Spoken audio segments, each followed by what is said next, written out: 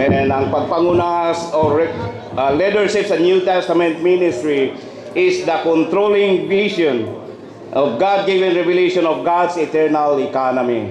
Dili ni tao mga igsoon, kundi heavenly vision. Nagingon si Paul sa Acts 26:19 nga, I was not disobedient to the heavenly vision. Busa day ko nang Ginoo magsunod ta sa pananahon. Unya diyas pamatigayon sa Dios ang gitudlo mao ang pamatigayon sa Dios. Ang lahi ng pagtulunan nagsabwag og pagsinahay og kagubot.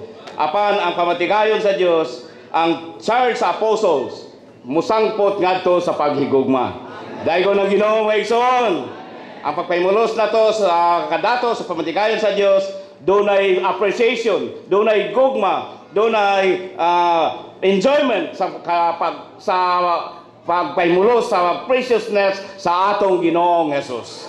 Daygo ng Ginoo nga kinahanglan ta makakita, mapadaygan unsa si Kristo pinaagi sa pagpaambit sa pamatigayon sa Dios sa God's economy, pagpaambit sa pamatigayon sa Dios diha sa bagong tugon.